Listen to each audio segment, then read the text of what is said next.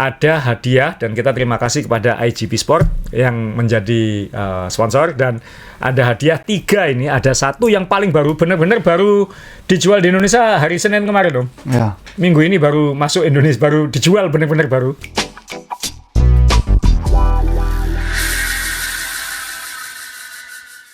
Teman-teman, ketemu lagi. Saya Azrul Ananda, Om Johnny Ray. Episode kali ini kita kembali di meja. Ada banyak yang dibahas, khususnya soal regulasi UCI yang baru. Mungkin buat kita semua mungkin nggak terlalu penting apa itu impact dari regulasi itu ke kita, tapi itu akan berimpact kepada produk-produk yang kita beli. Nah, itu, iya. Karena yang kita beli ini nanti pasti disesuaikan, bukan pasti, menyesuaikan. Ya, pabrikan pasti menyesuaikan dengan regulasi, dan itu berlaku mulai 1 Januari 2026. Itu terkait dengan lebar handlebar, tebal profil wheelset. Nanti kita akan bahas di situ yang utama. Sebelum kita mulai, tapi kita ingin ngucapin selamat ulang tahun untuk Mbah Edi. Edi Merck. Ya? Sudah mbah ya? Ya, sudah sangat mbah. Nggak tahu, mungkin udah punya cicit mungkin kalau orang Indonesia itu. Ini Edi Merck tanggal 17 Juni kemarin merayakan ulang tahun ke-80. 80. Awet ya. Dan masih ya nggak kayak gini, ini waktu dia juara. Cuman masih masih relatif fresh, dan saya nggak tahu apakah masih sepedaan atau enggak, karena seingat saya sampai umur 77 itu dia masih sepedaan, jatuh, sepedaan lagi. Sempat jatuh ya? Sempat jatuh terus sepedaan lagi. Jadi sempat operasi ada pokoknya ada tindakan medisnya. Oke, kenapa Edi Merck ini ulang tahunnya kita harus bahas? Apa hebatnya orang satu ini? Karena jumlah kemenangannya fantastis. 525 kemenangan dalam karirnya, dan itu tidak bisa didekati oleh siapapun ya. Ya, yang digadang-gadang kan Pogacar ya. Karena dia ini setipe dengan Pogacar ya. Iya. Bisa climbing, bisa sprint. Ya, all round. Yang terakhir ini malah Pogacar kan tambah nyentrik. Kenapa? Domestiknya yang diambilin minum kan. itu namanya kalau orang Jawa bilang ngenyek itu.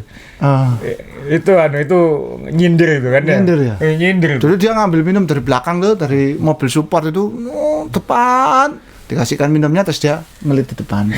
Ya benar sih, itu ngece ya. Itu ngece itu kurang ajar itu. Itu sama kayak kita nyalip teman kita yang nggak kuat, kita salip pakai satu kaki kayak gitu kan modelnya kan ya.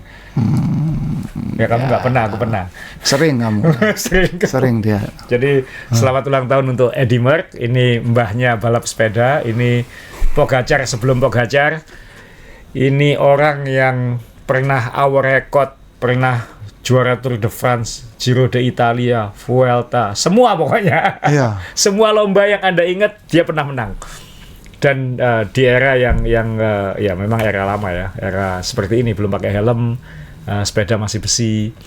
Dan Colnago itu dulu mulai terkenal, Ernesto Colnago, sepedanya Pogacar sekarang. Pendirinya Ernesto itu terkenal waktu bikinkan sepeda untuk Merck. Ngetopnya. Mekaniknya Merck dia. Waktu di Pinarello-nya atau? Enggak, waktu sudah di Colnago-nya. Pakai nama Merck kan. Pakai nama Merck, tapi itu yang bikin si Ernesto. Nah, terus kemudian Ernesto bikin merek Colnago itu. Jadi sejarah itu dulu ada akar pohonnya yang kemudian menjadi banyak dahan, dan dia salah satunya. Jadi mungkin yang generasi baru sepeda mungkin nggak tahu Edi Merck, harus tahu Edi Merck. Ini sama kayak orang senang basket harus kenal Michael Jordan. Ya, kira-kira kayak gitu. Ini Michael Jordannya sepeda. Jadi 80 tahun sudah, luar biasa orang Belgia. Nah, kita akan sebelum kita bahas produk baru juga, ini ada update untuk Gravel Blitar, karena weekend ini tanggal 22 Juni hari Minggu 200-an lebih peserta akan ikut Gravel Blitar bersama saya dan Om Ray kan ikut. Ya. Kamu pakai MTB atau pakai gravel? MTB. Pakai MTB. Nah, kenapa pakai MTB? Karena saya lihat cuplikannya Ivo sepedaan. Ya. Itu rasanya enggak mampu saya pakai gravel saya enggak mampu. Enggak mampu tuh maksudnya bisa, tapi nanti enggak sepedaan. Banyak banyak susahnya. Banyak jalannya lagi nanti. Jalannya lagi. Cuma 80 kilo Om, aman. Ya kalau jalannya 10 kilo kan ya capek. Jadi rutenya cuma 80 kilo, 83 kalau termasuk netral ke finishnya. Dan itu kira-kira 70 kilonya yang gravel. Startnya di Istana Gebang jam 6 pagi, finishnya nanti ada end gravel kilometer 80, COT-nya jam 3 sore. Jadi ada 9 jam Om, tenang. Jam 3 sore. Nah, jadi jam 3 sore COT. COT-nya tidak dihitung di pendopo kabupaten tempat finishnya. COT-nya dihitung di gravel end. Oh. Jadi nanti ada teman-teman main sepeda app-nya nanti pasti harus siap karena start scan, checkpoint 1 scan, checkpoint 2 scan, lalu gravel end scan, baru habis itu ke tempat finish. Nah, ini mewakili yang tanya Om, yang katanya tempat makan tuh di istananya. Di istananya. Bukan di istana, di pendopo Kabupaten Blitar. Karena waktu di video yang saya cek rute itu kan start finishnya di Istana Gebang. Ini enggak sekarang. Jadi kita berterima kasih karena ada Kota Blitar dan ada Kabupaten Blitar. Jadi kita startnya di Kota Blitar di Istana Gebang, finishnya di pendopo Kabupaten Blitar. Nah, tapi itu berdekatan kok, nggak jauh. Yang tadi Maktinya itu di situ. Maktinya itu yang di pendopo. Jadi pastikan menuju ke sana karena medalinya di situ, kemudian makannya di situ, dan nanti acara serunya di situ. Nah, ini first in first serve, enggak? Ya harusnya sih sisa banyak ya kan. Kalaupun misalnya ada yang 100 pertama tuh rakus ya, kita tinggal minta lagi ya. Gitu. Mohon maaf ini kita buat orang Surabaya murah banget Makti. 15.000 all you can eat Om. Tapi nggak boleh bawa rantang. Nah, jangan kasih inspirasi orang untuk melakukan itu. Jadi mentang-mentang dia nggak dapat hadiah apa-apa langsung dia bawa rantang, Maktinya dibawa pulang. Jangan. Makanannya bukan Maktinya. Makanan Maktinya ya, makanan dari Maktinya dibawa pulang ya. Jangan. Soalnya sekarang lagi usum Mbak pulang gitu. Nggak, kalau di Madiun sekarang rekomendasinya kalau kawinan kan jangan prasmanan Om. Karena menghasilkan sampah. Jadi gitu. Disarankan kotaan saja. Karena untuk membantu mengurangi masalah pengelolaan sampah di kota. Gitu. Hebat kan? Iya. Wali Kota Madiun, Pak Maidi, luar biasa. Karena saya barusan dari Madiun jadi tahu ada itu. Nah, untuk gravel Blitar nanti juga walaupun ini non kompetitif, nanti ada yang MTB dan ada yang gravel, flat bar dan drop bar. Ada hadiah dan kita terima kasih kepada IGP Sport yang menjadi sponsor, dan ada hadiah 3 ini. Ada 1 yang paling baru, benar-benar baru dijual di Indonesia hari Senin kemarin Om. Ya. Minggu ini baru masuk Indonesia, baru dijual benar-benar baru. Saya juga baru dapat 1 jam sebelum kita syuting ini, jadi saya masih ngapalin ini. Namanya IGP Sport by Navy atau Binavi, saya nggak tahu. By Navy ini yang terbaru, yang navigasi, yang fokus ke navigasi. Dan ada 2, ini juga sebenarnya cukup keren. Ini yang BSC 200S, ini yang sudah color screen juga, 2 biji. Jadi nanti ini hadiahnya adalah untuk mendapatkan yang 200S, BSC 200S yang sudah color screen ini, cukup menjadi yang tercepat di special segmen. Spesial. Jadi ini bukan race, tapi kita siapin special segmen sekitar 5 km. Ada di IG-nya Main Sepeda yang saya jelasin itu. Nanti kita tandai segmen start dan segmen end. Ada. Itu sebelum checkpoint 2. Kayak point classification dong ini. Iya, kayak gitulah. Kayak kita waktu di Maratona, Om.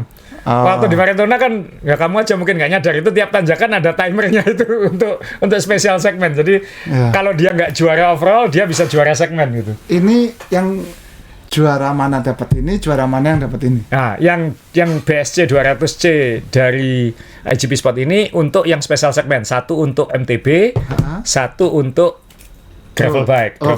Jadi kamu bisa menang Om.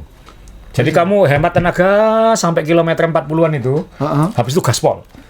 Itu toh. Itu toh ya. Oh. Gaspol di situ. Nanti. Nah, kalau yang ini? Nah, kalau yang ini lebih gampang, nggak perlu gaspol. Nah, tapi nggak tahu kayaknya Om Rey nggak boleh menang kalau ini.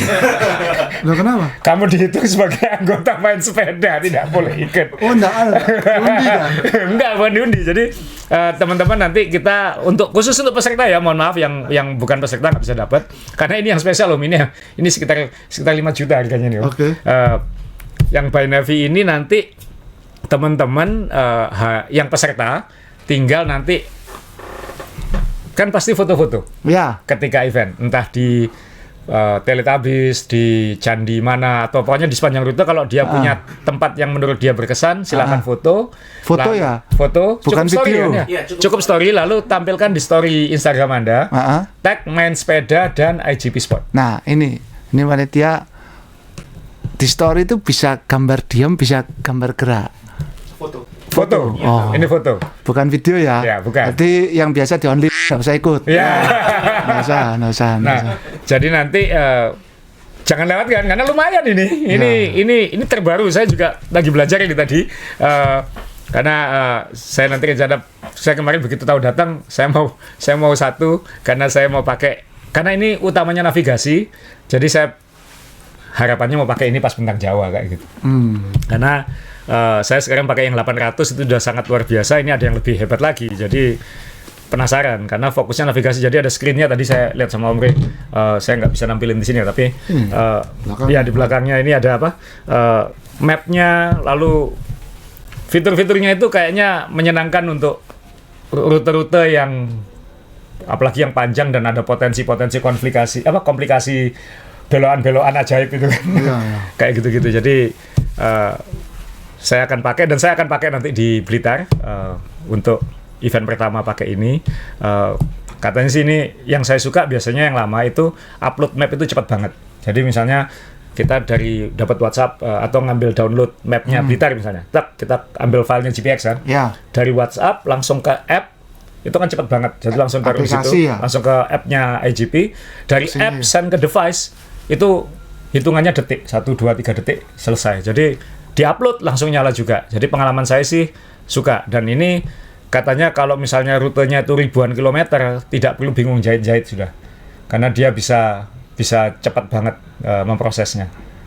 Oh. Kan itu kadang-kadang masalah kan, kalau ribuan kilometer kadang harus dibagi-bagi untuk ngamankan file kan kayak gitu. Atau supaya tidak ada masalah di perjalanan, jadi dibagi. Ini nggak usah 1000 kilo bisa diupload dalam 1 detik gitu.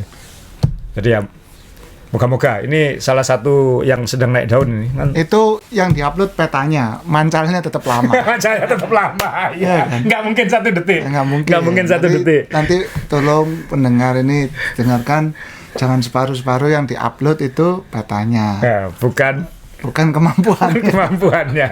Kalau kemampuannya enak Om, tinggal cek saya minta kayak Pogacar, langsung badannya nyeturum, gitu langsung kuat gitu ya. Jangan, nggak seperti itu. I wish kayak gitu. Jadi ini buat yang pakai merek yang populer Amerika itu enak karena mountnya sama. Jadi nggak usah beli mount baru. Oh sama. Sama. Dan ini di dalam ini sudah dapat pelindung karetnya. Jadi yang biasa nggak pakai pelindung, ini ada pelindung karet. Pelindungnya ya, jadi aman, tidak akan kecelakaan ya kalau misalnya. Ini lebih aman ya Om ya. Apanya? Kalau pakai pelindung gini ya, pakai karet gini. Untuk apa itu?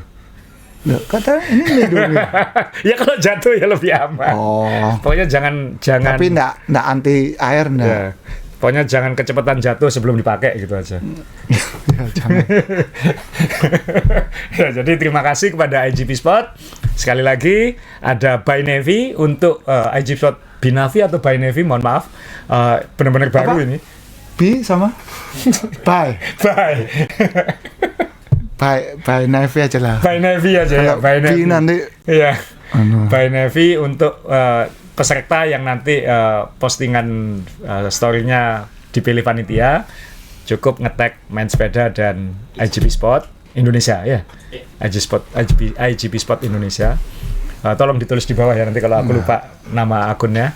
Terus kemudian ada 2 IGP Sport BSC 200S yang sudah color screen ini untuk yang tercepat di segmen spesial segmen Oke. Satu untuk kategori MTB, satu untuk kategori gravel. Kita tunggu nanti di Blitar siapa yang ngegas di sana. Dipikir itu kayak kom gitu. Tuh bisa cepet gitu. Enggak. Oh iya. Iya. Kalau lihat mapnya kan nggak ada tanjakan satu gini kan naik turun kayak gigi hiu gini terus.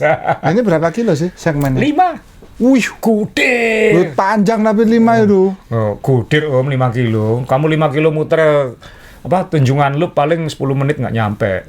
Iya, tapi kalau cepet-cepetan ya sesek Jadi kita tunggu di situ. Oke, kita langsung ke topik-topik berikutnya. Pas juga kalau bahasa Jawa bilang dilalah. Kebetulan pas sebelum kita syuting ini ada launching grup set baru dari SRAM.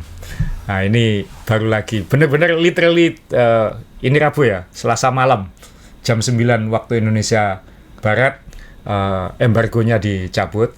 Di video kita yang ngunjungi SRAM habis TaiwanCom tahun lalu, itu sepedanya ada pakai grup set baru ini. Cuman waktu itu nggak boleh di-syuting, jadi kita blur. Jadi kalau teman-teman lihat episode kita mengunjungi markas SRAM, itu sebenarnya di belakang, waktu menjelaskan sepeda itu di belakang tuh barang ini sudah ke syuting sebenarnya. Tapi di blur. Tapi kita blur, karena nggak boleh muncul sebelum embargo berakhir. Embargonya baru kemarin, jadi 6 bulan. 6 bulan tapi lebih. Nggak semua yang blur itu ya wis itu ya. Kayaknya generasi sekarang nggak ada blur-bluran. Masa? Iya. Ada coba Anda lihat gitu kan. Nah, jadi akhirnya kita bisa nunjukin ini karena embargo dunianya sudah berakhir. Jadi yang SRAM Red yang one finger braking itu sekarang sudah ada versi Force dan rivalnya. Dan ini harganya jadi ya saya nggak bilang murah tapi lebih affordable karena SRAM Red kan harganya luar biasa. Di belakang saya ini kan sepeda yang saya pakai EJJ, kan saya pakai SRAM Force yang D2 yang generasi sebelumnya. Ini sekarang ada yang versi E1 yang one finger braking, effortless braking mereka nyebutnya. Ada 2 langsung, ada yang Force dengan opsi power meternya dan lain-lain. Anda bisa lihat di mainsepeda.com atau di IG Mainsepeda juga untuk penjelasannya. Lebih ringan dari yang lama, lebih ringan 180-an gram daripada yang ini, tapi yang kita incar sebenarnya driftnya. Kemudian yang rival yang keren menurut saya, karena yang rival ini dibuat 220 gram lebih ringan dari yang lama, dan juga sudah carbon shifter dan sudah one finger braking. Ini yang saya incar sih. Ini memang belum ini SRAM sedang kewalahan memenuhi Eropa dan Amerika, jadi saya dari tadi malam berusaha gimana caranya dapat. Dan beli karena lagi? Ya saya pengen. Kan enaknya kan nggak perlu beli full group set saya itu pengen beli iyalah. Kayak teman-teman nggak pengen beli. Iya, tapi daripada yang negatif kan ini pengen yang positif. Ya jangan sampai positif. Jangan sampai positif. Jangan sampai negatif. Ya jangan sampai positif, benar itu. Tapi kalau hobi positif, los-los aja saya kayak gitu. Jadi saya kan dari dulu suka penasaran sama barang, tahu sendirilah. Jadi kamu juga sebenarnya suka penasaran sama barang. Masa? Kok baru lihat classified tiba-tiba sudah punya 2 kamu kayak gitu. Enggak, 2 itu jaraknya bedanya jauh. Tapi kan kamu ada ekar, kamu yang beli. Aku nggak pengen beli ekar, kamu yang beli ekar, ya kan? Nah, waktu itu kan 13 pertama. 13 pertama. Nah, iya kan 13 pertama itu sudah tahun berapa? Classified tuh? Kita lagi di Unbound, ada demonya nyoba-nyoba pulang ke Indonesia tiba-tiba dia sudah punya. Iya toh? Iya. Kamu mungkin yang pertama di Indonesia yang punya classified itu. Mungkin. Tapi nggak bisa pasti karena banyak yang suka barang gitu itu tapi nggak ngomong atau nggak ada channel YouTube-nya Jadi kita suka penasaran, dan kadang-kadang penasaran kita ini adalah kita yang salah beli atau salah coba, tapi itu bermanfaat untuk teman-teman karena mereka akhirnya belajar dari kita kan kayak gitu. Jadi yang penting nggak arwah yang penasaran. Yang penasaran. Nah, yang rival ini kembali ke laptop. Yang rival ini cranknya masih aluminium, itu bolong tengahnya supaya lebih enteng ini kalau dilihat. Tapi shifternya yang sudah mana ya? Ini nih saya tampilin yang ini. Ini yang katanya apa tuh? Karbon nanti itu ya? Ya, shifternya udah karbon, tapi cranknya belum begini khas. Kemudian dia kan belakangnya sudah OSPW, jadi nggak usah di-upgrade RD-nya. Ini yang one by. Ada yang one by juga dan 13 speed. Cuman dia UDH ya, jadi harus direct mount derailleur, jadi frame-nya yang harus UDH. Kemudian ini yang force. Untuk one by-nya harus atau untuk apa yang harus? Yang one by, yang one by ini saya tampilin force yang one by ini harus. Mount-nya harus UDH. Jadi SRAM sekarang punya power untuk memaksa frame UDH. Universal Derailleur Hanger. Ya, jadi langsung tanpa hanger langsung ke frame. Iya. Itu berarti dia kan merasa sudah punya power untuk itu sekarang. Dan lumayan keren sih. Dan untuk force ada versi ungunya. Nggak tahu kenapa ungu nih. Ranenya? Iya. Ini kan warna ungu itu. Warna apa? Warnamu? Warna RD. Warna RD. Nah benar tuh warna RD dong. Iya. RD. Singkat aja. RDR kalau di NBA ada pemain nama depannya Rajon itu. Rajon Rondo itu. Iya kan pemain NBA itu ya. Boston Celtics juara itu ya. Nah, itu RD yang dimaksud Omri itu. RD-nya Rajon. Ya ini shifternya one finger braking dan saya masih berusaha teman-teman, minimal Evo yang cerewet. Aku mau. Kenapa? Karena tangannya kecil loh, Jadi dia kalau butuh, dia sangat suka dengan drifter yang enteng itu, gitu. Ya. Jadi dia pengen. Yang ngomong cerewet. Dia nggak minta full group set, dia minta drifternya doang. Jadi ya harus dikabulkan. Tapi cerewet. Ya sejauh ini belum terlalu sih. Cuma tadi katanya cerewet, sekarang dikoreksi. Sudah cerewet tapi ya nggak terlalu cerewet lah. Nggak apa-apa, Ivo belum tentu nonton kok ini. Sama satunya Om? Satunya apa itu? Enggak, ini drifternya maksudnya. Sama yang satunya bagus mana? Sama yang satunya mana? Ini? Iya. Ya ini kan yang rival yang kiri, force yang kanan, sama aja tuh. Iya. Bentuknya sama kecilnya? Sama kecilnya. Sama-sama apa? Dia nyebutnya effortless braking sekarang. Cuman yang force ini ada tombol tambahan di dalam kayak red. Kalau yang rival nggak ada. Itu aja bedanya. Ya ini. Dikasih ini ya fitur tambahan ini ya. Ya kalau misalnya pengen mencet-mencet apa di situ, misalnya dipencet tiba-tiba ada ngelempar apa mushroom, ngelempar apa Mario Kart gitu. Dia kan siapa tahu balapan supaya menarik, Pogacar menang terus ya. Gimana caranya kalah? Tekan tembak gitu. Kan yang saingannya Pogacar pakai SRAM gitu. Jumbo Visma kan ya. Iya. Sebel Pogacar begitu. Ini tombol buat apa? Buat nembak Pogacar supaya terpeleset. Oke, sekarang kita ke UCI Om. UCI ada Uci. Nah, ini kadang-kadang saya juga bingung kenapa federasi itu suka bikin. Kalau saya kan suka F1 keluar regulasi itu biasanya clear gitu. Karena satu misalnya supaya lebih adil, yang pasti untuk keselamatan, dan untuk keselamatan itu yang paling penting adalah kadang-kadang kecepatan harus dikurangi karena terlalu cepat berbahaya dan membuat balapan tidak menarik kalau F1 ya. Sehingga dibuat regulasi-regulasi yang memaksa tim-tim membuat mobilnya itu lebih ramah untuk ditonton kayak gitu. Nah, balap sepeda ini sebenarnya ya kolot kan sebenarnya kan regulasi ini kan banyak yang sejak dulu nggak pernah berubah. Kayak kenapa berat minimum 6,8 kilo? Ya kan dulu waktu pertama kali karbon dipakai di balapan dunia kan rentan patah, segala macam rusak. Dulu, itu, dan sepeda steel dulu supaya ringan diapakan?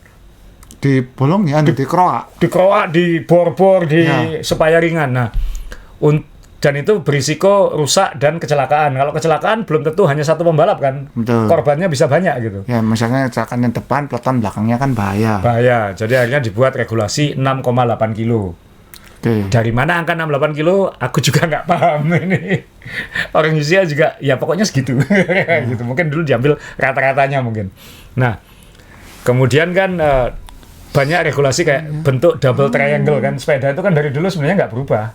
Itu dua segitiga yang digabungkan sebenarnya.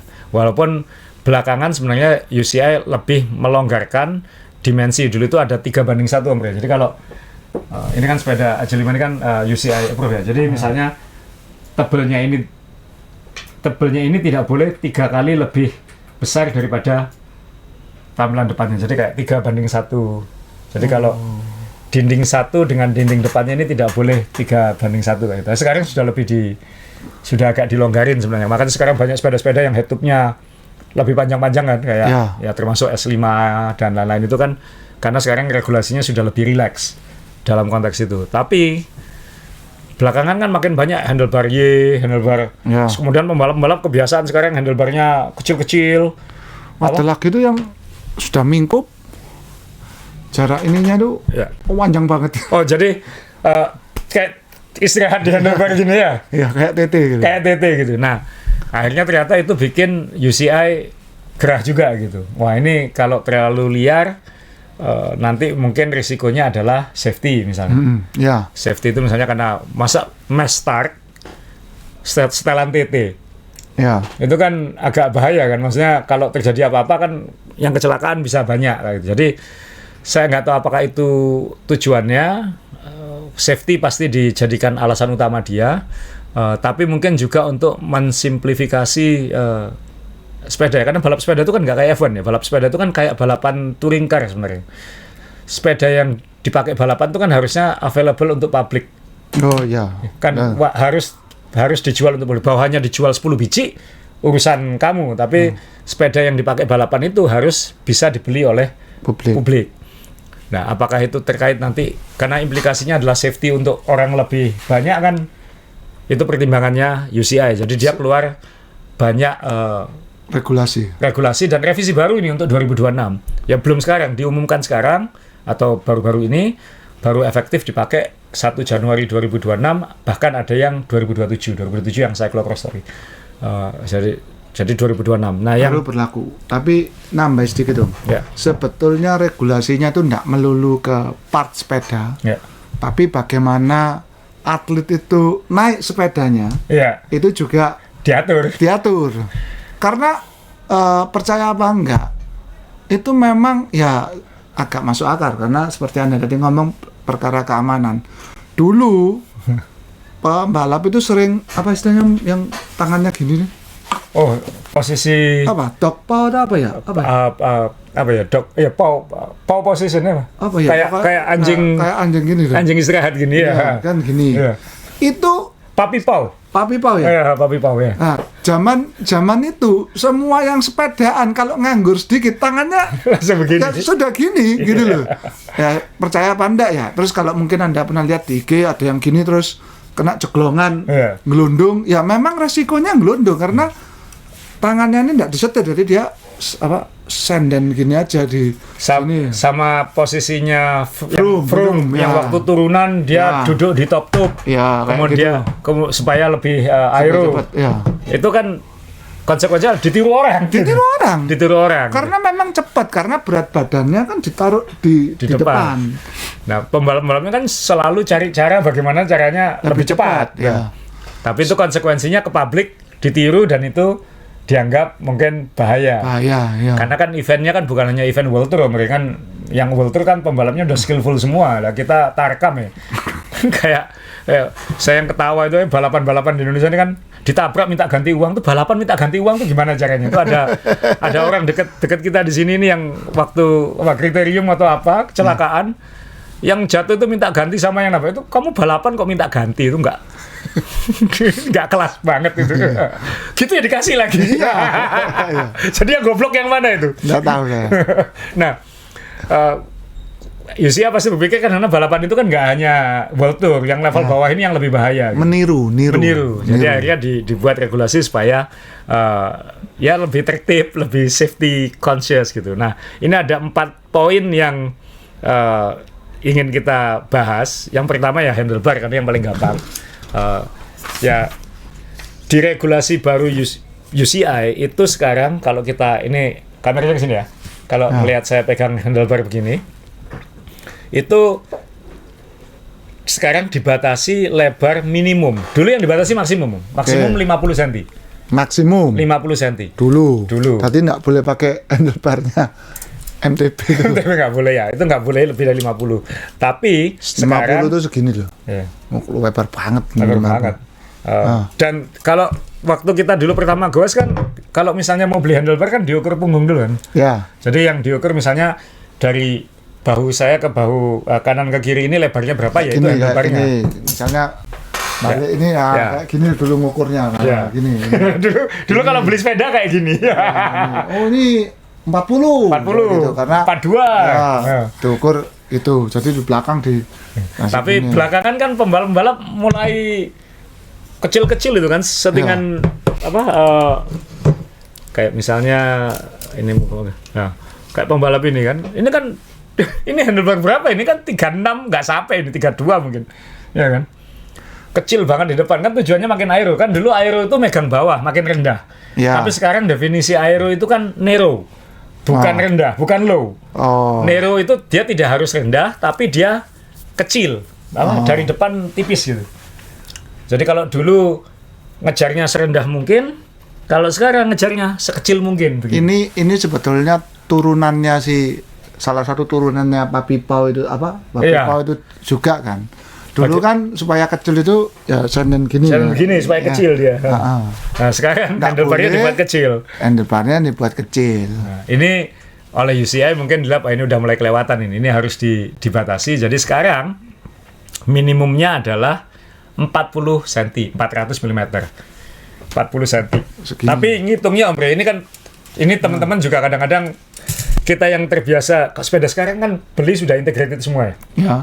Jadi kadang-kadang kita nggak bisa milih handlebarnya atau kalau dulu kan kalau kita beli merek Deda atau Zip dengan beli merek FSA atau Shimano atau Pro itu kan definisi 40 cm itu kan beda.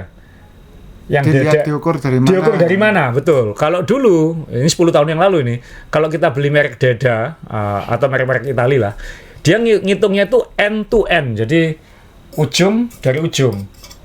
Sedangkan merek-merek waktu itu Pro, Shimano atau FSA yang Asia itu ngitungnya dari center to center. Jadi yang diambil, jadi kalau dilihat asnya ya diambil center to center, bukan end to end. Nah 40 cm-nya UCI itu end to end. Jadi sebenarnya itu masih 38. Kurang lebih masih 38. Jadi yang handlebar 38 saya pikir waduh Evo kan ilegal ini berarti. Karena Evo kan 38 semua handlebarnya. 38 tuh center to center. Center to center. Nah, berarti kan itu masih 40 end to end. Jadi masih oke. Ini yang orang sepeda lama pasti tahu bedanya end to end sama center to center. Anak baru mungkin nggak tahu. Karena dulu sering salah beli tuh. Dulu sering salah beli kayak gitu. Nah, tapi UCI regulasi baru itu ngitung dari drop bar. Jadi 40-nya drop bar. Jadi sebenarnya hood atas itu masih bisa lebih kecil. Mau saya matiin dulu supaya nggak bunyi terus. Ya. Jadi atasnya bisa lebih kecil dan itu masih 32 cm. Jarak antara lever, rem kiri dan kanan itu masih 32. Jadi nanti 32 itu segini. Ya 32 itu ini handlebar ini kebetulan 40. Ini 40 ini. 40 terus tengahnya nanti jadi segini. Tapi ini kan 40 center to center. Berarti ini 42 kalau hitungan UCI. Jadi lebarnya itu nanti yang atas kalau ada hoodnya itu segini. Tapi bawahnya boleh segini. Harus apa boleh? Minimumnya kan 40. Ini minimum. Ya, ini minimum 40. Ini 42 ini masih. Tapi minimumnya 40. Nah, berarti nanti trennya akan kelihatan sepeda-sepeda baru nanti. Apa itu? Handlebarnya akan nge-flare semua. Iya toh? Mau nggak mau. Jadi nanti sepeda-sepeda baru nanti, walaupun dia integrated handlebar atau apa, semua yang keluar edisi 2006 dan berikutnya atau update handlebar sepeda-sepeda yang ada sekarang, modelnya akan nge-flare semua. Karena mereka akan menyesuaikan dengan regulasi ini. Minimumnya pokoknya kan, ininya 40, tapi supaya tetap aero ya diambil atasnya. Jadi nanti megangnya akan seperti di foto ini. Pembalap tidak lagi megang bawah, megang atas supaya aero. Jadi nanti mungkin desainnya adalah head-tube-nya akan jadi lebih pendek lagi supaya ngambil atasnya handlebar bukan ngambil bawahnya handlebar. Megangnya juga kalau dulu megang tuh lurus gini ya. Ya dulu megang bawah gini kan. Nah kalau atas lurus. Sekarang jadi kayak gini. Jadi kan mangkup. Jadi derajatnya ini kan ada aturannya kan. Iya. Ya harus lurus ya. Nggak derajat ini. Ya pokoknya dia tidak begini. Pokoknya sekarang ngitungnya kayaknya selama dia 32 cm boleh kayak gitu. Oh. Tapi kayaknya harus lurus sih kayaknya. Kan itu drifternya kan enggak dimiringkan sama dia. Ya. Dimiringkan toh? Itu nggak boleh itu. Itu sudah nggak boleh ya. Yang mana? Yang itu. Yang dimiringkan? Iya. Nggak, makanya nggak boleh kan? Nggak boleh. Tapi harus lurus. Harus lurus. Berarti kan nanti handlebarnya yang mengecil tuh atas. Iya. Jadi handlebarnya akan mengecil di atas, lebar di bawah, kayak gravel. Cuman jatuhnya tetap lurus gini. Jadi untuk nyolong, ngakali. Ya, ngakali. Itu drifternya ditekuk. Jadi tangannya itu di dalam handlebarnya. Jadi tetap kecil begini. Ya. Tapi nanti kan nggak boleh. Gini kan nggak boleh. Nggak kan boleh harus lagi. Iya. Jadi handlebarnya yang nyudut. Jadi nanti bentuk handlebar 2026 trennya sudah kelihatan. Nge-flare semua. Dan yang atasnya nanti ekstrim dengan yang bawah. Udah. Kan kita kan kalau mikir produk berarti nanti harus bagaimana, kan kayak gitu aja sebenarnya. Ya. Pasti keluarnya kayak gitu. Kan pabrikan pasti menyesuaikan semua dengan kebutuhan itu. Yang banyak ngomel kan pembalap perempuan, Om. Karena kayak Jumbo Visma, tim perempuan Jumbo Visma itu bilang 14 dari 18 pembalapnya harus ganti handlebar. Karena semua di bawah regulasi itu. Karena pundaknya Kecil-kecil. Ya. Nah, Wong yang laki yang bidang-bidang aja dikecilin. Apalagi cewek yang kecil pasti lebih kecil lagi. Tapi ada minimumnya.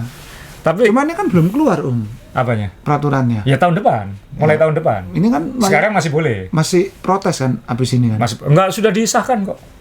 Enggak protes, enggak bisa protes. Sudah protes tapi kan nggak bisa ngapa-ngapain terus kayak UCI. Oh. Mau protes, silakan. Mau balapan nggak? Gitu aja gampang, mau regulator. Enggak, maksudnya mengingat badan perempuan yang kecil ini maksud saya. Ya di mana-mana yang namanya regulasi kan pasti protes duluan gitu. Tapi kalau saya pikirkan, saya juga pikir gitu. Yang saya pikirkan Ivo kan kecil. Ya. Aduh, Ivo ganti semua nih handlebarnya. Kalau misalnya balapan UCI kan nggak balapan UCI, jadi nggak masalah. Cuman setelah saya pikir, loh Ivo kan 38. Ivo pernah saya pasangi 36 nggak suka. Kan yang hitungan normal fitter kan lurus gini. Ya. Ivo yang kecil aja 38 masih nggak masalah gitu. Oh. Jadi kan harusnya kan ya masih oke. Masih oke. Cuman kan mereka minta lebih kecil lagi gitu. Jadi biasanya kan pasang tutup kuping juga UCI kan, silakan protes nggak apa-apa gitu. Yang penting begini. Karena dinilai itu pun masih wajar. Seharusnya masih wajar karena logika saya ngelihat istri saya aja. Wong dia bisa kok 38. Selama ini pakai 38 semua. Malah tapi yang saya langsung ingat kita dulu awal suka nonton Vuelta, Tour de France, zaman masih Radio Shack segala macam. Ya. Saya lihat dulu handlebarnya kan lebar-lebar. Gede-gede. Lah ya makanya saya langsung cari fotonya Horner waktu Vuelta. Ini Vuelta 2013, ini sama siapa? Chris Horner lawan Nibali. Ya. Vuelta 2013 ini di Angliru. Oke. Di tanjakan paling kejamnya Spanyol 20% terus ini.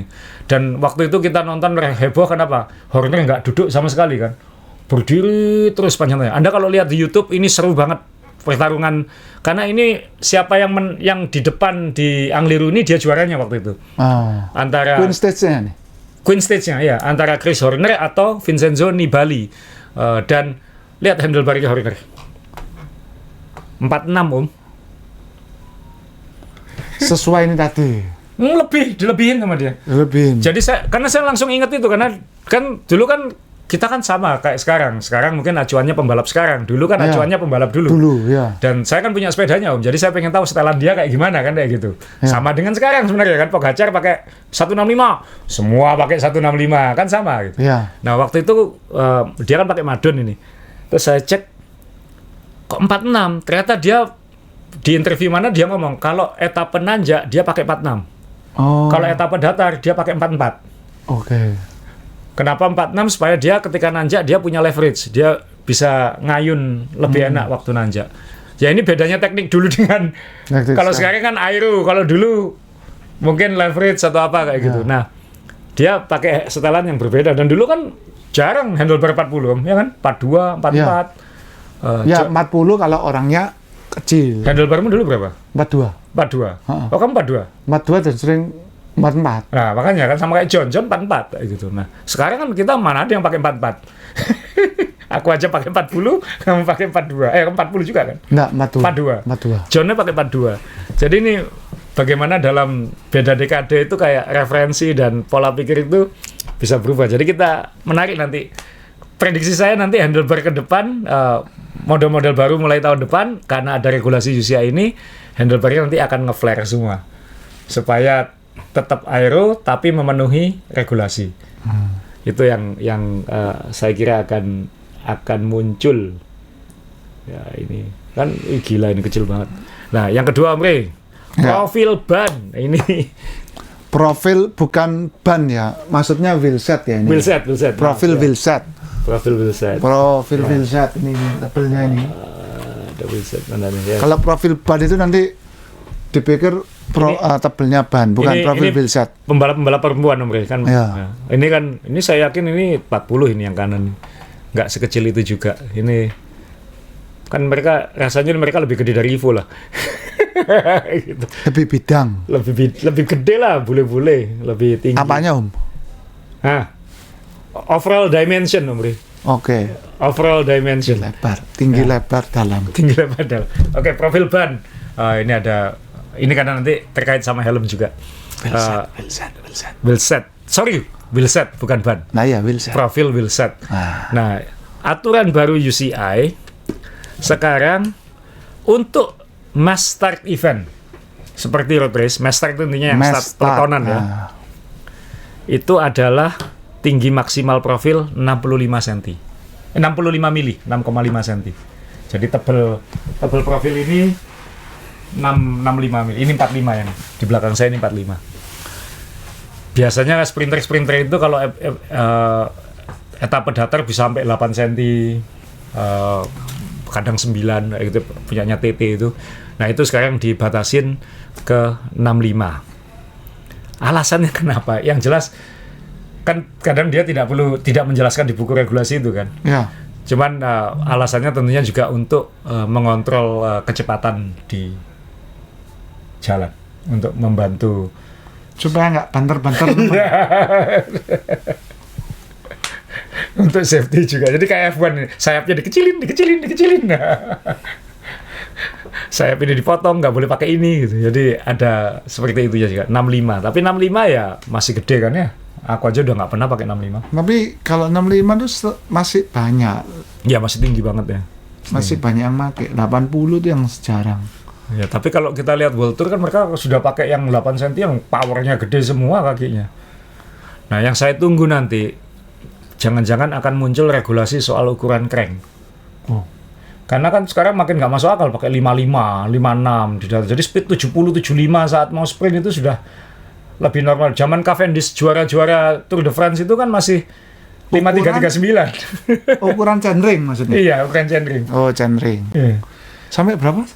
Sekarang kan Etan aja pakai 55 di sini. Jadi kan ditiru. Apa yang dilakukan pro ditiru di level-level bawah sampai ke Tarkam. Gitu. Jadi saya yakin itu akan. Toh kan kayak junior kan dulu dibatasi. Junior dulu kan dibatasi 14.25 sprocketnya. Itu kan untuk membatasi kecepatan. Gitu. Untuk safety. Jadi saya yakin berikutnya nanti akan ke chainring ini, akan di speednya supaya lebih terkontrol, supaya lebih safety gitu. Karena kan atletnya makin kuat-kuat, nutrisinya makin bagus-bagus, teknologi sepedanya makin maju, speednya makin tinggi terus. Ya kecelakaan-kecelakaannya juga makin ekstrim gitu belakangan. Walaupun ya yang sampai merenggut nyawa kan masih seperti dulu juga sama-sama aja kayak gitu. Nah ini terus profil ban ini saya langsung sambung ke helm ya, aero helmet. Ini nanti UCI kan juga jengah ini ngelihat pembalap-pembalap ketika road, helmnya tuh helm-helm ya yang dipakai Omri ini masih helm aero ya ini. Tapi ini bukan TT kan ya? Bukan, ini masih aero road. Jadi masih ada ventilasinya, masih terbuka, telinganya masih kelihatan. Tapi kan belakangan ada pembalap-pembalap ini juga mulai suka pakai helm-helm yang model begini ya, Om. Oh. Padahal ini mass start yang road race biasa ya? Iya, untuk mass start helmnya seperti ini. Ini kan helm TT yang atau sekarang malah helm road yang semi TT sudah. Jadi ya makin blur kan, kayak sepeda gravel dengan road itu kan makin makin kabur mana pembagiannya. Belakangnya ada lonjongnya gini sudah. Ya kan sudah mulai dipakai kayak gitu. Ini kan road race, ini bukan TT. Nah ini yang kalau ini saya bisa memahami logika safety-nya, karena kan mungkin dia makin visualnya makin berkurang misalnya, atau pendengaran mungkin agak berkurang karena ketutupan yang penting mungkin visual ya, karena kan dia langsung terbatasi, dan itu ada kaitannya kalau mass start kan disebut ini mass start. Jadi ini masih belum difinalkan sama UCI yang ini, tapi mulai 1 Januari sudah akan ada. Nanti akan ditetapkan ini etape ini boleh helm ini apa enggak kayak gitu. Jadi UCI yang akan menentukan event helm mana yang boleh dipakai di mana, supaya helm TT tidak dipakai di road race. Nah ini nanti sekarang masih difinalkan mungkin pendefinisian apa itu helm TT, apa itu helm road. Ya kan regulatornya menyesuaikan dengan perkembangan produk kan kayak gitu. Ya saya sih, kamu nyaman nggak? Aku kan pernah nyoba goes di road pakai helm TT, tapi waktu itu kan masih helm TT beneran gitu. Waduh, nggak enak banget kan. Maksudnya bukan masalah malah kan helm aero itu quiet ya, jadi sebenarnya lebih tenang di kepala. Cuman kan ngelihatnya jangan nggak seberat itu juga. Tapi maksudnya nggak ngelihatnya tuh loh yang susah. Nggak nyaman gitu. Kayak robot. Kayak robot. Jadi kalau ngelihat gitu kan harus noleh semua gini kan. Karena ketutupan ini kan agak ketutupan gitu kan. Kaca semua kayak helm motor sebenarnya. Cuman kan dia apa ya? Aku bisa memahami lah kenapa UCI memaksakan. Pertanyaan saya, kenapa mereka ngotot pakai helm ini? Lebih cepat. Itu terdata, by data. Ya, kalau pembalap atau tim pro meminta pembalapnya pakai, misalnya pas breakaway misalnya. Misalnya pas breakaway atau pas solo sprint atau apa, kan mungkin buat dia 1-2 detik kan berharga. Kalau buat kita kan nggak ngaruh. Benar. Ya. Kita lebih cepat 15 menit tapi makannya 1 jam lebih lama kan gitu. Kalau dia kan enggak, dia kan 1-2 detik itu kan tahun depan gajian, tahun depan nggak gajian kan gitu ya kan. Kan beda. Nah, tapi saya bisa memahami regulasi helm ini, karena ya agak ngeri juga nanti lama-lama kalau kita lihat balapan road race World Tour, semuanya kayak Star Wars gitu. Ya kan? Sudah sepedanya makin aero, handlebarnya makin kecil begini. Wah, itu kan helmnya kok gede. Helmnya gede-gede semua, jadi agak aneh gitu. Ya, mulai dari Stormtrooper sampai yang di pesawat itu. Semuanya ada. Semua ada. Nah, ini yang keempat, Om Re. Ini yang terakhir yang dimunculkan oleh UCI adalah lebar fork. Ini kebetulan minggu lalu kan kita bahas tentang sepeda faktor, sepeda faktor yang baru yang seperti sepeda treknya Lotus itu, yang forknya mekangkang besar sekali ini. Ini nggak boleh akhirnya. Nah, ini pertanyaan semua ini. Kita nggak tahu ini boleh atau nggak, karena kita nggak tahu ini ukurannya berapa. Jadi UCI bilang mulai 2026 untuk road race dan 2027 untuk track, berarti sepeda Lotus itu juga dilarang nanti. Maksimum internal fork, internal berarti lebar sisi dalam ya. Itu adalah 115 mm di depan dan 145 mm belakang. Jadi boleh melebar ke belakang, tapi depannya harus 115. Kecil sekali kan? Seberapa itu? Ini 115 segini. Kecil banget. Ya mungkin punya faktor ini mungkin nggak kena ini mungkin ya. Rasanya lebih lebar sedikit ya. Kayaknya lebih lebar ini. Nah. Ini kan ban segini ya kira-kira. Nah ini saya nggak tahu apakah faktor sudah dibocori tentang regulasi ini sebelum bikin sepeda ini, atau sudah terlanjur jadi sepedanya. Tapi mungkin ini masih memenuhi regulasi UCI lama kan? Ya waktunya ya kan, masih boleh. Karena kan nggak mungkin dipakai kalau nggak lolos regulasi UCI. Nggak mungkin ikut tanding ya? Ya nggak mungkin ikut World Tour lah kayak gitu. Kalau balapan yang level-level bawah UCI 2T2 kadang-kadang saya lihat ini sepeda kok nggak ada UCI-nya kok dibolehin ya. Kadang-kadang kita biarin aja mas kayak gitu kan. Atau ini sepeda palsu atau apa kan ya kita tutup mata. Tapi kalau level World Tour kan nggak mungkin kayak gitu. Nah ini rasanya nggak boleh. Kayak nggak tahu nanti. Sejauh ini kan cuma faktor yang kayak gini. Jadi mungkin ya yang lain nggak akan terlalu musingin. Yang pusing cuma satu. Ya, faktor ini. Faktor ini. Nah, kita lihat nanti kelanjutannya seperti apa. Kalau kamu, Omre, apa lagi yang pengen kamu ubah kalau ada regulasi-regulasi gitu? Seandainya kamu UCI, yang ini mungkin UCI sudah mikirkan tapi nyari cara untuk melarangnya. Bobot mungkin ya. Kenapa? Jangan kekurusan gitu. Jangan 6,8 gitu. Enggak, orangnya. Orangnya. Apa, pakai timbel? Tapi kalau kurus-kurus gak sehat. Gak sehat. Nggak boleh. BMI pembalapnya harus diatur ya. Iya. Supaya adil. Supaya tadi itu supaya adil. Ya, supaya adil. Supaya adil. Oh, itu rumit banget, ada orang yang tingginya 190, ada yang tingginya 1. Iya kan, maksudnya ya BMI kan ngukur tinggi dan berat kan. Berarti kita akan melihat yang tinggi-tinggi kekar, yang kecil-kecil pantat nanti supaya adil. Jadi pembalapnya kayak Froome itu nggak ada. Nggak ada. Nggak boleh. Nggak boleh. Wiggins yang paling ekstrim dulu. Bradley Wiggins waktu juara Tour de France 2012 itu tingginya 192. Kenapa satu? Karena saya beli sepedanya kan. 192. Sepedanya dia bekas saya beli. Beratnya 68. 69. Oh ya?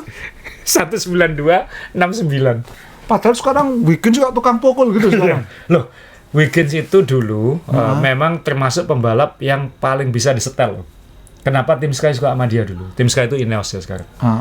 Karena dia bisa disetel. Jadi misalnya untuk juara Tour de France, badanmu bisa disetel begini. Dia bisa. Kemudian habis itu kan dia pengen Paris-Roubaix. Naik 15 kilo. Dinaikkan 15 kilo supaya bisa menang di klasik. Kayak gitu. Terus yang hour record untuk mencapai itu kan power. Diubah lagi setelan badannya.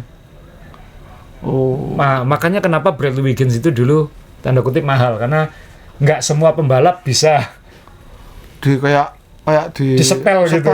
Iya. Kayak di patron, sekarang gede, kecil gitu. Kamu mau target juara apa tahun ini? Juara hour record velodrome. Body massmu segini, dia bisa badannya digitukan. Kalau aktor kayak Christian Bale itu, iya. dia bisa kurus, alchemy itu, kurus, atau bisa jadi Batman, ya.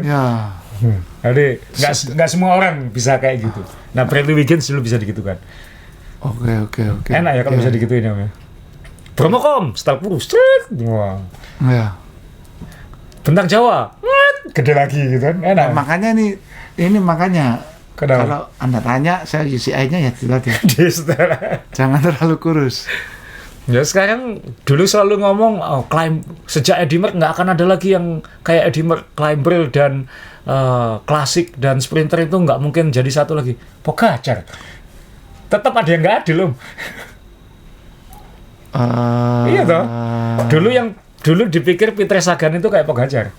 Karena saya ingat dulu waktu dia masih sangat muda, belum juara. Itu tim Cannondale saya pernah baca bilang Sagan ini punya potensi kayak Merckx. Waktu itu ngomongnya kayak gitu. Dia sekarang sprintnya kuat, tapi nanti ketika dia umur 28, saya ingat waktu itu wawancaranya. Dia umur 28 kita akan setel dia jadi climber. Tapi enggak, ternyata makin kekar, makin gede. Nah, Pogacar ini kan kayak sweet spot semua gitu. Sprinter bisa, Milan Sanremo kompetitif ya. Itu kan sprinter banget itu. Nanjak nggak ada musuhnya. Iya. Itu ya sampai kemarin. Dan bisa ngece. Ya itu kalau kadang-kadang equipmentnya mau dibuat adil, ya Tuhan menciptakan manusia yang nggak adil kayak gitu. Ya, kalau bukan hari ini, minggu depan. Kalau bukan minggu ini, bulan depan. Ya, jadi intinya UCI berusaha, Tuhan menentukan ini kan ya. Kan nggak ngaruh sepeda apapun Pogacar yang naik juara. Tapi dia belum pernah juara pakai sepeda baru. Yang mana? Udah kan? Belum. Setahu aku belum. Yang sprint sudah. Yang sprint mungkin sudah. Yang belum. Yang nanjak belum. Nanjak. Nah ini Tour de France habis ini bulan depan. Ya kita kalau ngeliat gini kayaknya Omre lemes. Omre Finn gegart banget soalnya. Ya, Jonas banget dong. Enggak sih, sebetulnya ya enggak segitu. Dulu tuh kan malah yang tahu Pogacar pertama kali kan saya yang ngomong 2020 itu toh. Ya, ini yang dulu semua mengira Egan Bernal sebelum kecelakaan. Dulu itu kan waktu itu masih Roglic ya, 2020 ya. Roglic. Masih Roglic. Yang digadang-gadang juara yang sampai etape 19-nya itu masih Roglic kan. 20-nya diambil Pogacar. 20-nya diambil Pogacar gitu. Ya itu. Ya, teman-teman, jadi itu bicara soal regulasi UCI ya, untungnya efek untuk penghobi sebenarnya tidak terlalu, tapi tidak langsung, tapi kedepannya ini akan berpengaruh pada produk-produk baru yang akan kita beli tahun-tahun ke depan kayak gitu. Wheelset 8 cm-nya disimpan, beli baru. Beli baru. Atau jangan-jangan yang suka dalkot mungkin yang 8 cm itu yang ngejar AVG itu. Nanti di shopnya itu sudah mulai hilang kan? Ya. Anda mau beli pun sudah nggak ada. Sudah nggak ada. Karena produsen akan mendevelop tingginya 65, tapi aeronya didapat dari bentuk, dari lebar, segala macam. Ya nanti bentuknya ada siripnya lah. Ada siripnya atau mungkin ada fairingnya mungkin, kan kita nggak tahu. Kan belum dilarang. Nah, handlebar juga begitu. Kalaupun nanti kedepannya mungkin ya akan makin nge-flare semua. Karena untuk nyiasati regulasi, bayangan saya ya, handlebar akan nge-flare, headtube akan lebih pendek. Karena pembalap akan lebih banyak pegang atas daripada pegang bawah. Karena filsafatnya sekarang bukan lagi low, tapi narrow. Karena juara-juara TT kan sekarang nggak ada yang rendah kayak zaman dulu. Sekarang kan semuanya praying mantis semua begini kan. Ya. Posisi tinggi semua begini. Praying mantis, yang belalang sembah itu loh. Belalang sembah ya. Megangnya itu nggak lurus, tapi gini ke atas. Ya, tinggi gini, terus megangnya genggam gini. Terus tangannya ini cetakan itu loh. Oh iya. Cetakan tangannya bentuk tangannya supaya pas. Oke, teman-teman, terima kasih buat yang ikut Gravel Blitar. Sampai ketemu di Kota Blitar. Kulineran di sana asik juga. Minggu ya? Ya, Sabtu kan sudah di sana, Om. Oh iya. Kita ketemu di sana, penukaran respect di Istana Gebang hari Sabtu. Dan startnya juga di Istana Gebang jam 6 pagi hari Minggu. COT-nya jam 3 sore. Ikuti informasi di IG Main Sepeda untuk update-update event. Nyalakan terus app-nya karena kan update rute atau apa akan kita sampaikan lewat app. Dan sampai ketemu di Blitar. Om Rey, kamu nanti rencana non-stop atau kan cuma 80 kilo? Dok, emang ada apanya? Ya kan ada checkpointnya, misalnya kan scan berangkat lagi nggak usah makan nggak usah apa kan? Loh lihat kalau di sana hutan nggak ada makan, masih lapar gimana? Ya kan banyak daun. Nah ya itu, masa mbak bumbu pecel gitu? Oh, kan banyak tebu, tinggal cabut gigit, gula itu, nanas cabut, bisa ditangkap warga kan nanti. Nggak, ya kalau memungkinkan dan lapar ya pasti berhenti. Tapi banyak berhentinya sih. Oke, sampai ketemu di Blitar dan di episode berikutnya.